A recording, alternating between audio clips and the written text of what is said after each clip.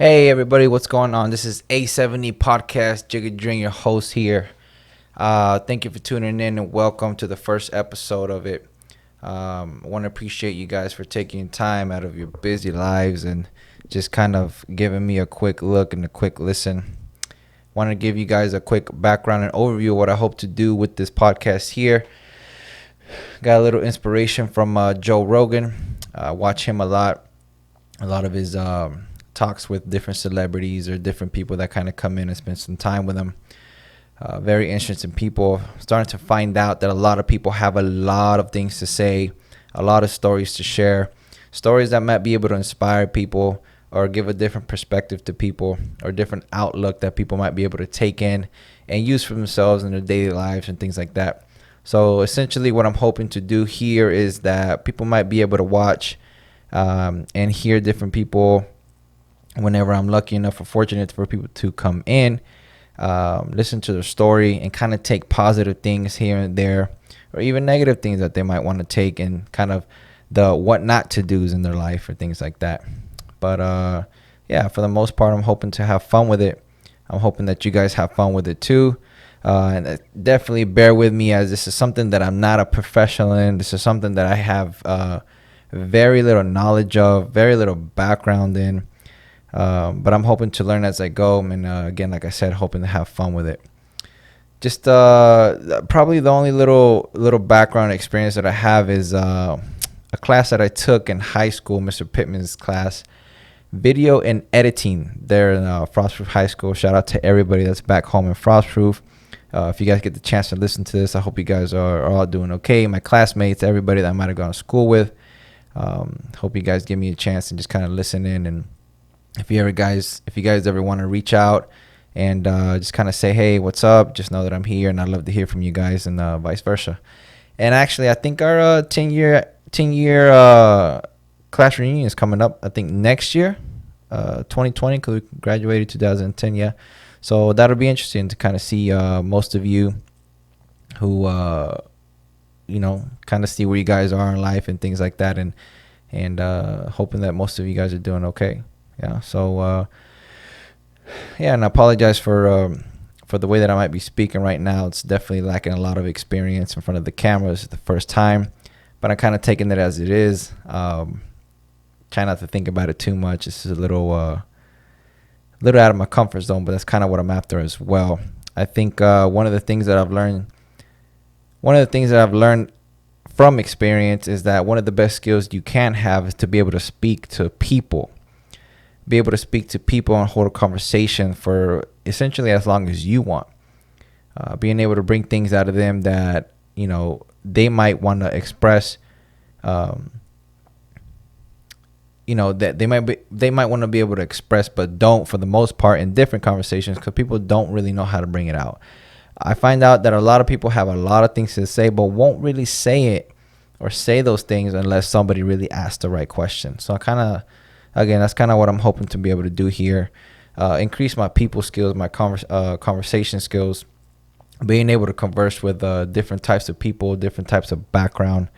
And I think essentially that's going to carry out into the real world for me, whether it be in jobs or just kind of speaking to people that are super important or of high level that might be able to provide some help for me and things like that.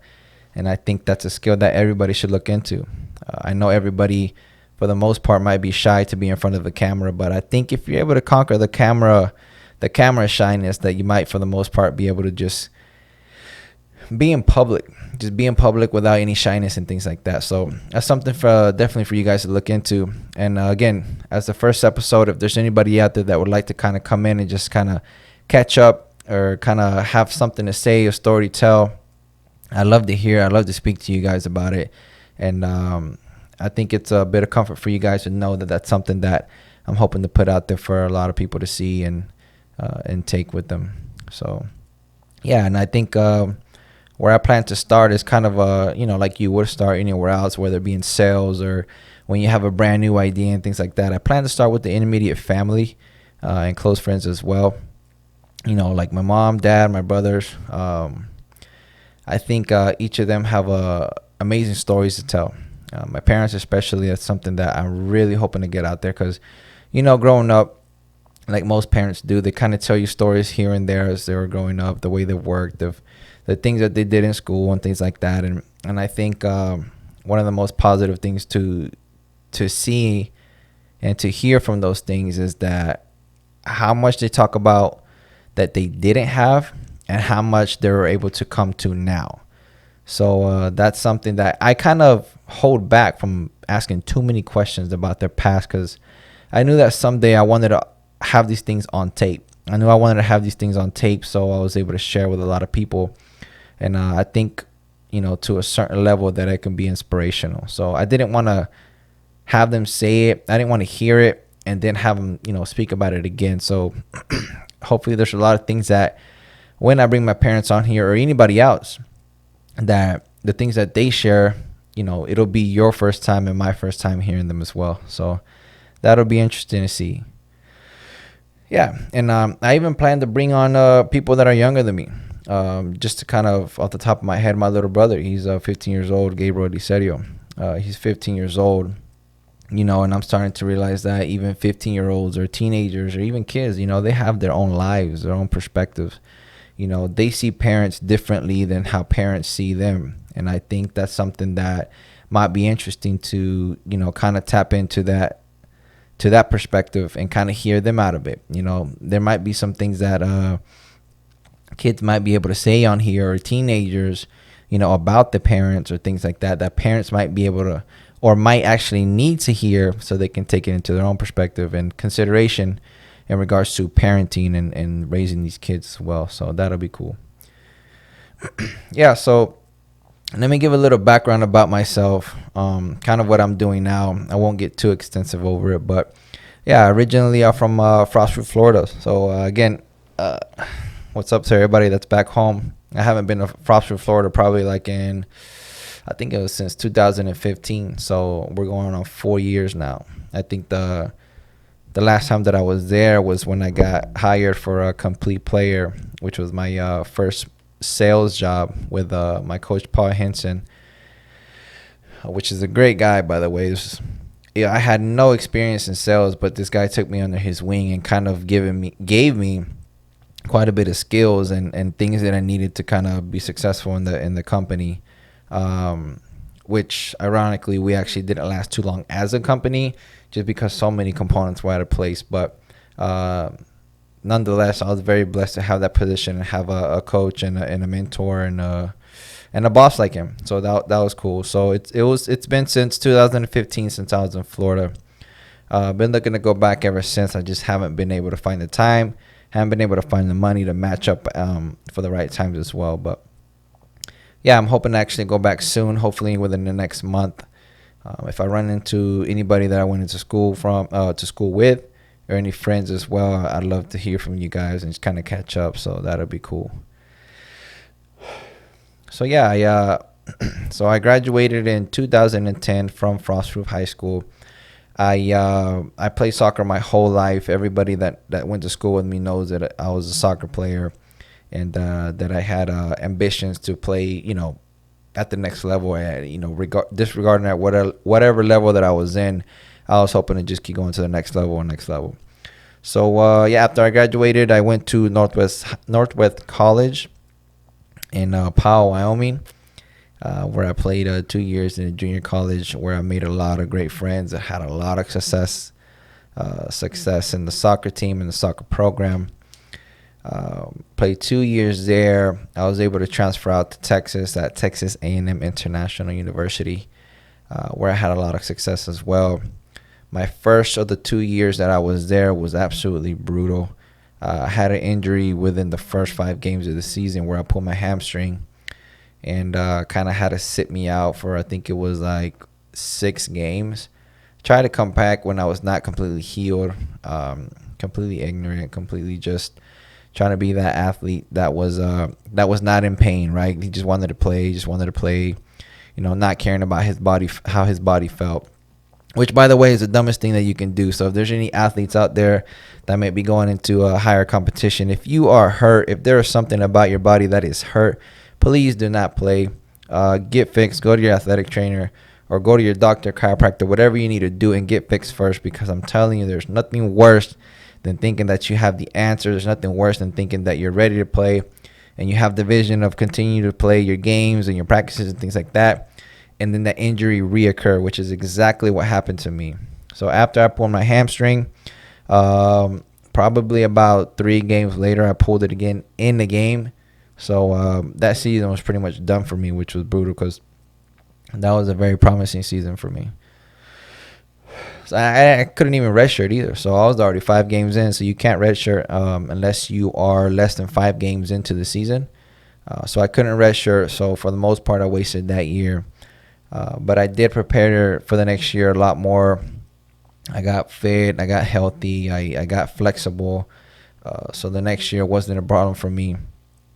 I had a very successful season. I played, I think, every single game for 90 minutes except one, which is because I think I got a red card. Wasn't a red card in my opinion, but you know how that goes. These refs out here, there's something going on with these refs out here. But anyways, yeah, and I went to Texas A&M International for 2 years. The last semester of my last year, I actually withdrew. Had a teammate of mine. His name was Walter on Oruro. Shout out to Walter if you see this. What's up, man? Yeah, he was actually he wasn't my roommate the first year. We were roommates the second year. And I think for the most part, he had trained with a soccer school named Forza VIP, which I'm actually very much a part of, and I'll get more into that later. But he trained with the soccer technical school with Coach David Din. We played the season together. After the season, he kind of came to me and mentioned to me that he had a place where he trains and that it was something that was pretty much amazing, you know, where doesn't matter at what level that you are now, that somehow he was able to make you better. And that's something that interests me very much, you know, considering that I had ambitions to keep playing at a higher level. So he introduced me to Forza. I was very intrigued. I went over, I trained, I think for it was like 2 weeks. I realized what I might be able to do there, how much quality the training sessions were. The coach was amazing, Coach David. The players were amazing. So I kind of got together with Walter, and we both decided that maybe, you know what, maybe we should just kind of not do this whole school thing. Let's kind of withdraw from our I say my last semester, but I still had like a year and a half to graduate. So it wasn't something like, oh, you left right before you're about to graduate. No. I don't know if I would have left if I was going to graduate within the next semester. I really don't know. But I wasn't. So I didn't think twice about it. Me and Walter, me and my friend, we withdrew from the school. We decided to move to Austin. He had his brother Jay there. Had an apartment where he let us stay for a bit before Coach Davis let us kind of stay there at Forza. It was we stayed at Forza for about 7 months. We trained constantly in and out 3 times a day, pretty much an hour and a half a session. So we're around 5 hours of training a day, intense quality training as well, but still taking care of our bodies. So what we were trying to do essentially was kind of just prepare for professional tryouts and things like that, where I was able, I'm going to say but you know, for the most part, we were a group.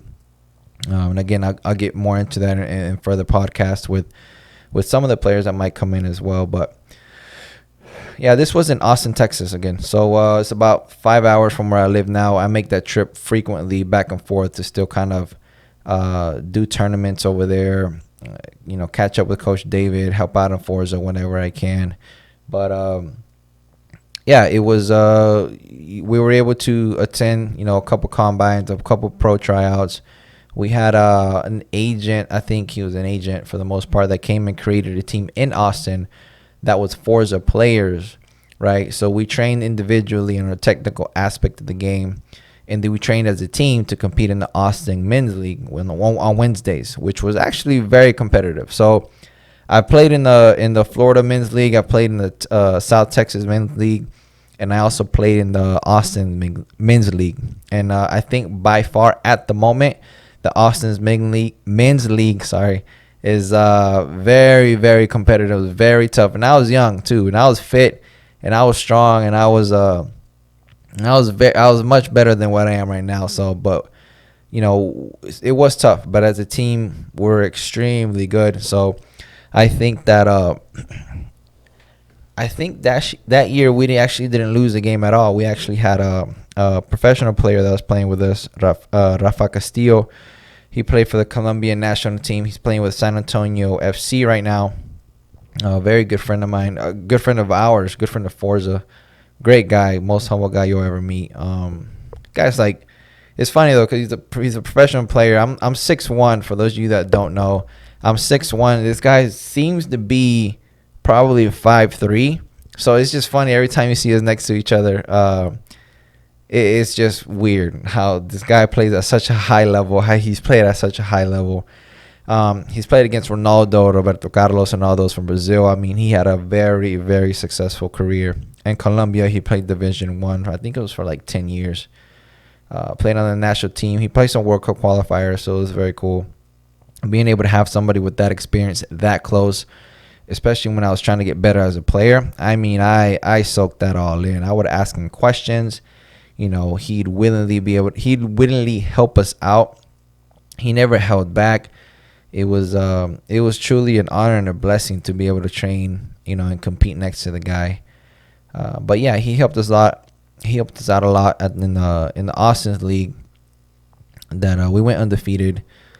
We didn't finish the season only because things got a little out of hand. A lot of people, Forza's not really popular with the crowd in that area. So when people started finding out that it was just a Forza team, people started being really aggressive on and off the field. And a lot of us, again, we're preparing for professional tryouts and things like that. We were using that league to kind of stay fit, to stay game speed ready, just kind of get the mental mind of the game going. So whenever we would find out that things were, kind of getting out of hand, we kind of talked to the coach. The coach asked us if we wanted to keep playing. I wanted to keep playing. To me, for those of you that don't know, I'm an absolute soccer addict. Like, I have to play. I don't even care where it's at, like when it's at. I have to play. So even when they told me how dangerous it was getting, that people were, talking and things like that, I still wanted to play, but we had to take a group decision and kind of everybody had to agree. So we all decided not to stay safe. So we did. So yeah, for the next part, around July of 2014, I think it was, or June, we took a trip out to Germany. Coach David had made a contact named Essie. He went out there, found us a couple of teams that we could play against and, for the most part, be seen by their coaches and things like that. So we went out there as a group in June of 2014. We got there. We trained together. I think we trained like three times a week. We were all staying in like an apartment. I forgot what they were called over there in Germany. There was 9 of us staying in an apartment. So there was 9 of us, so it's pretty crowded, but we all know each other, so we didn't have a problem. I think the biggest problem that we had was actually food. We had a very small kitchen. We had a very small kitchen, a small stove, a small sink, a small everything that didn't need to be small was small.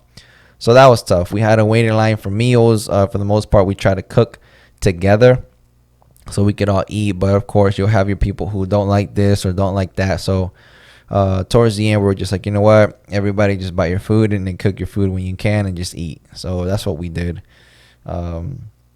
I know in that town, what town was that? That was Hennef, I believe it was. Excuse me. Yeah, that was Hennef, I believe it was. I know that bakeries and things like that are extremely popular, so a lot of those were in walking distance, where you could buy sweet bread or sandwiches, and they're extremely good. But for the most part, we try to save that money and just kind of buy groceries and cook at the house or in the apartment. So that was cool. So yeah, from that June, I think we stayed there for about, I think it was a month actually. Now that I think about it, I think it was a month. Yeah, we stayed a month over there together, competing against teams in the area. I think it was Actually, the last game that we had scheduled to play, where we played against the team from Luxembourg. We played a team from Luxembourg, and then we actually lost that game. I think it was, I'm going to say 3-2. It might have been 3-0. Okay. Usually when bad things happen, my mind does this thing where it just like assumes that it went better than what it did. You know, the kind of positive side of me. So I'll say 3-2. Okay. It wasn't too bad. But yeah, that time we had a coach, or some coach came and observed the game from a different team, and got to watch us all play. Where he mentioned that he was interested in me and two other players. The two other players were Martino Tiveros, which is somebody that you'll see here on the podcast quite a bit. He's somebody that I coach with now here at Forza Campeones RGV in Alamo, Texas for now. But yeah, you'll see him on here quite a bit. And actually, the other one was Walter Honoruo. So my teammate from college and the one who introduced me to Forza, which is actually pretty cool now you think about it. You know, sometimes you really don't think how cool some things are until you actually, you know, sit back and think about it. And I think that's awesome that, you know, it all started with just a team in Texas, and we went all the way to Germany together, and we're able to play. So yeah, that was cool. So the coach was interested in us, but I think the one that he was most interested in were Martin and Walter, because I remember that I still had to go and play on his team for a trial. Like, I had to go and try out. They had a game, and he invited me to come out and play, and I said, yeah, absolutely. You know, that's kind of what I was there for. So I didn't have to try. I wasn't gonna say no, I'm not gonna try out. Like, that kind of just would have wasted everything that I was trying to do. So, but yeah, went out there. We had a game. It was much different pace than what I was used to. It's a bit faster. The grass was a lot heavier. What I mean by heavy, it was tall, it was thick, and that's kind of very tough to perform in. But I did. I was able to play for 90 minutes. I gave it everything I had. I actually played pretty well that game, and I think I actually performed pretty well. I know that at the end of it, the coach kind of came up to me and said, "Yeah, we'd like you to play. We'd like you to have you a part of the team along with you, Martin and Walter." So yeah, that went well. We all three signed a contract with the agent that was there that was trying to help us out with SC. And we played. We started our season. It was Hilal Maroc. And I think that was still Germany. I'm just not sure what town exactly. I think it was like Grevenbroich or something like that. I might be butchering these details though, because this was 4 years ago, I think it was.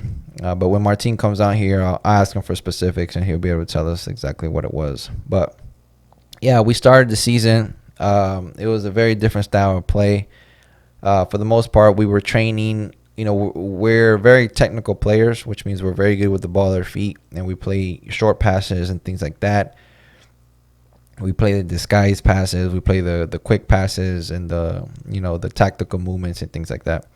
We had players on the team that were not like us. They were very physical. They could run, and they could, do all that other stuff that we could do as well, but wasn't our main focus or strength. So it was hard to adapt, but we did.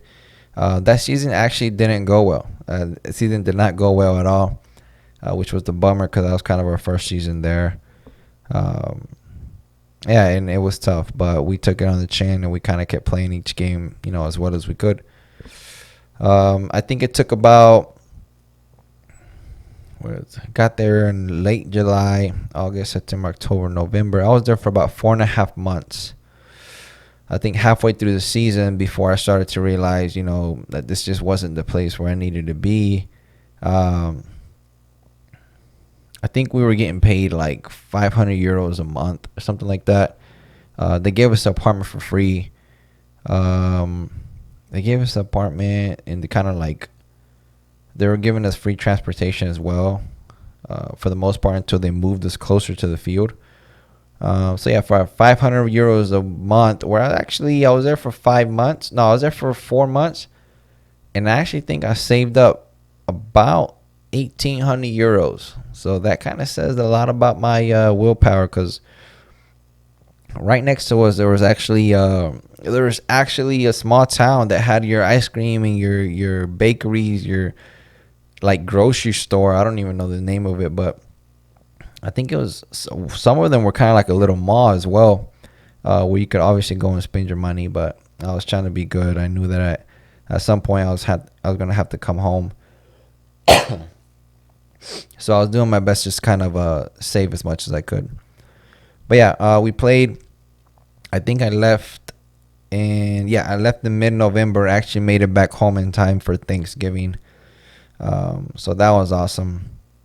Came back home at Thanksgiving. I went over to see my brother, Big Manny Eliserio, actually Emmanuel Eliserio, big guy. You'll see him on here hopefully when he has some time. And congrats to Manny. Actually, he just graduated as a, gosh, I'm gonna butcher this again, but I just say a nurse. I know that he just also got offered a job at McAllen Medical, and I'm sorry, man, if that's not correct. That's what Mom said. At McAllen Medical there, and he just accepted as well. So that's something that's awesome, because we've been right behind Manny for 2 years now, as he's been going to school at SCC here in McAllen, and for 4 semesters straight, this guy's been drilling his head out. One of the smartest guys that you'll ever know, the naturally smart guys. He just looks at a book and knows everything that it's talking about, which I'm very jealous of. But that was his gift. Mom and Dad gave him that gift. God gave him that gift. And I can't really complain about it, but I'm very happy he got it, because he's using the most of it. So, we're all hoping that his nursing career and nursing path takes off in the right direction and stays there as well. So, but yeah, so that was in November of 2014. Still, I got to hang out with my brother in Wyoming when he was working in the oil rigs. Got to hang out with him. I think it was about a month, almost 2 months. We had a great time over there. It was just a great time. We went to Powell, where I went to school. Actually, he was still staying there in an apartment and kind of traveling outside of town when he had to go to work. Playing soccer, working out, just eating pizza, staying up late. I mean, we were living the bachelor life, right? So that was real cool. Got to a point where we had to make a move. I came back home. We drove all the way from Wyoming to Texas together, which I think it was close to like 36 hours, if I'm not mistaken. We came back. We surprised Mom and Dad together. So remember, Mom hadn't seen me in 5 months, and I think Mom hadn't seen Manny in like a year or something like that. So we're extremely close family, like an extremely close family. So our parents being without us for that long, it's definitely a struggle and an obstacle for them. So when we were able to come home together and surprise them at the door, I mean, you can imagine my mom broke down, tears everywhere. She was just couldn't believe it, but we're all extremely happy to be home. I know at that time our dad was not where my mom was. He was out working in a different town, like 2.5 hours away. So we took advantage as a family. So it was me, my mom, my big brother, and my little brother. We all decided to drive. I think it was 3 hours. We decided to drive 3 hours to where my dad was working. Kind of time it to a point where we were gonna catch him on lunch. So we got there. He was on lunch. We asked him what he was doing for lunch. He kind of told us, by accident, what restaurant he was in.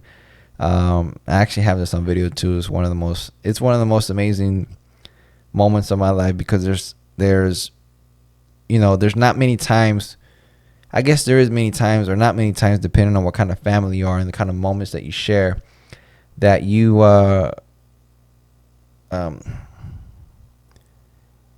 all right, guys, we're going to take a pause real quick, because I just remember that my camera does not record more than 29 minutes at a time. So I'm going to pause. 1 second, everybody. All right, guys, we're back. Sorry, before I bought this camera, which is the Canon M50, for those of you that are into cameras or looking into cameras and things like that. Fun fact, your camera, unless it is a professional camera, will not, I repeat, will not record longer than 29 minutes and 59 seconds. if you Google it or YouTube it, you'll find out that it's simply for the fact that any camera that records longer than 29 minutes is considered a professional camera.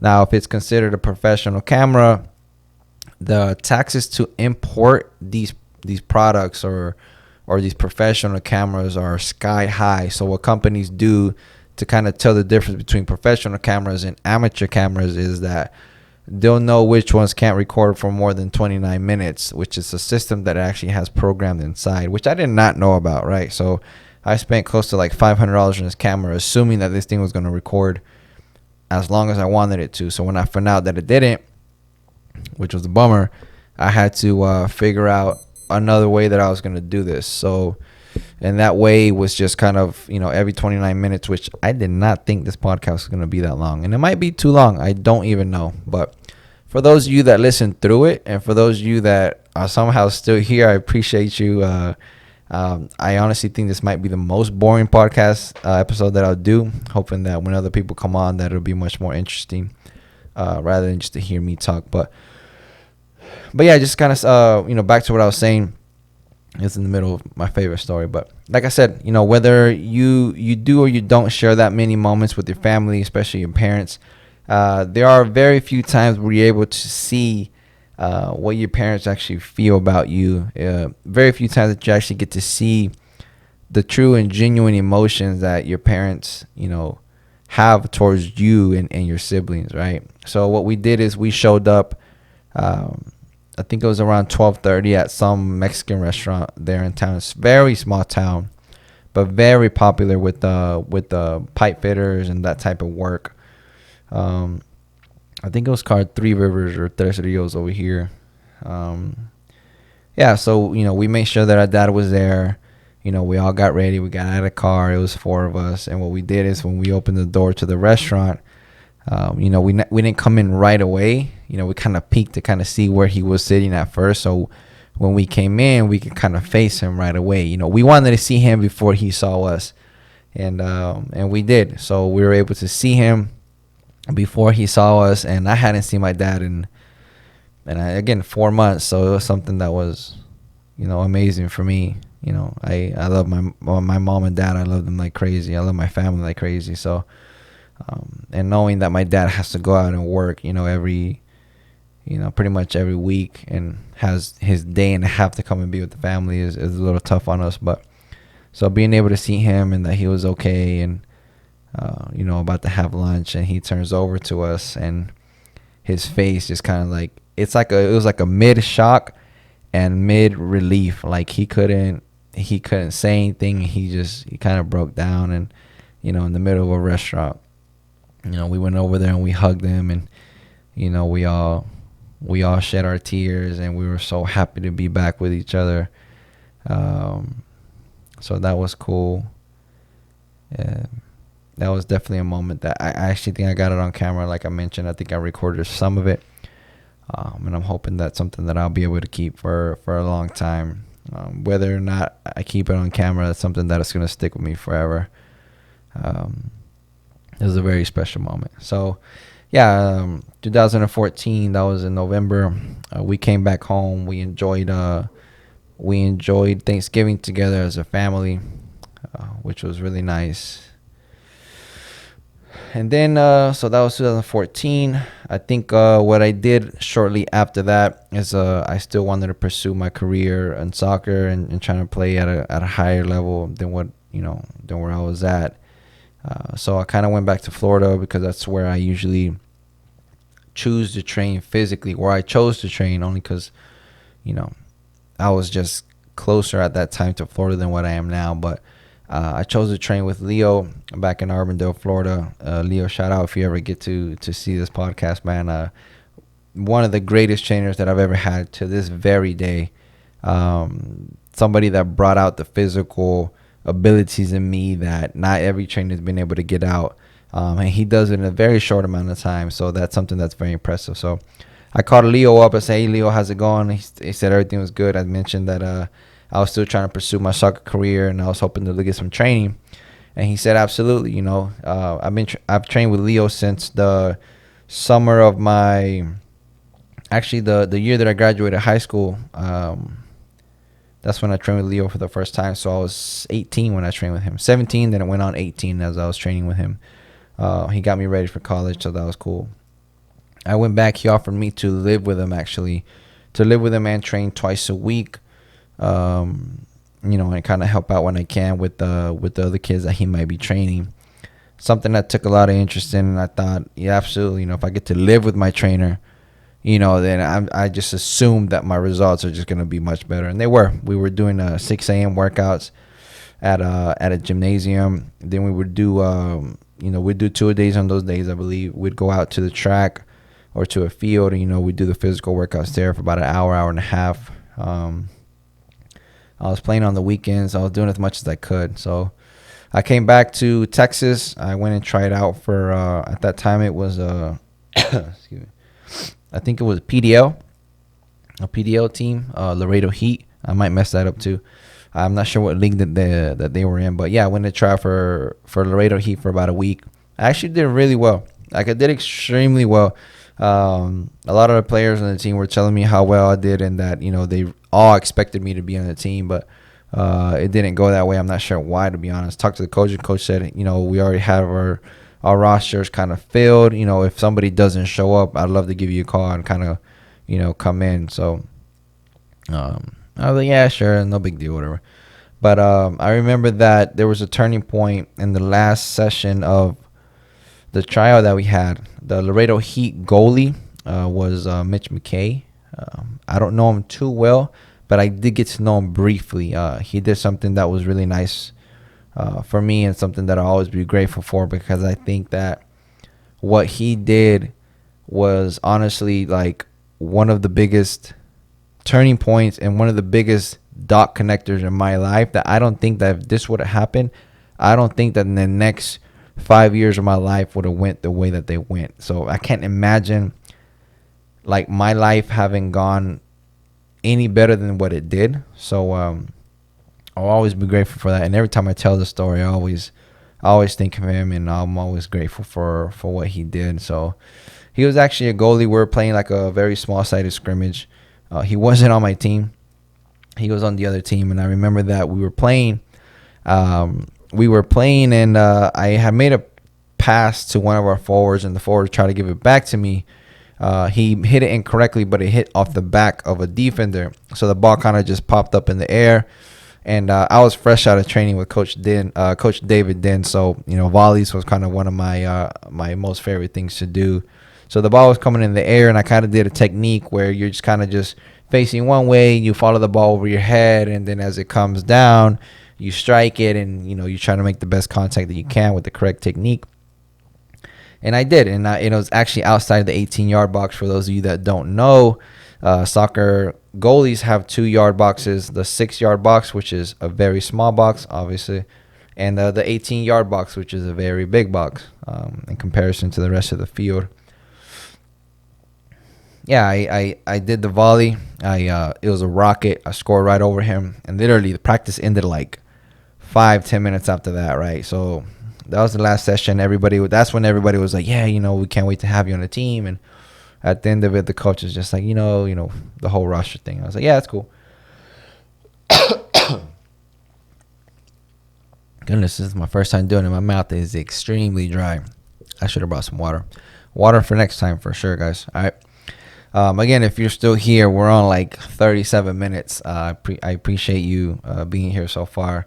I can't wait to see who my first subscriber is going to be and my first listener.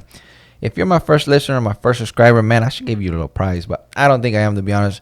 I don't even know how to do any of that stuff. But again, thank you so much, and I can't be more grateful for just kind of being here, listening to me ramble on. But yeah, and so Mitch McKay kind of came up to me after practice, and he said, "Hey, where you from?" He got my little background info. He's like, "Are you gonna play in the team?" I said, "I don't know. I don't think I am," because the coach was, telling me that the roster's full. And he was like, "Yeah, that's what I heard too." And I was like, "Yeah, no problem though. Just gonna go keep trying." He's like, "Well, look." I actually played at a UPSL team last year, named Upper Stars in South Carolina, with Paul Henson. And he's like, man, they're looking for a number 10, looking for a creative player. And what you just did out there, like, that was amazing. Like, that's exactly what they're looking for. And I was like, yeah, for sure, man. He's like, I'll give him a contact. I'll give him a call, have him call you tomorrow. And if you're interested, then, you guys can work things out and go over there. So to say the least, I didn't think he was going to go through with it, but he definitely called Coach Paul, which, remember, Coach Paul was my boss for Complete Player, right? So he called me up, said, hey, I spoke to Mitch. Mitch told me a lot of great things about you. I don't know why. He's like, you interested in playing? Where did you play? I told him my background, my colleges, when I went to Germany, how long I trained, what kind of player I was.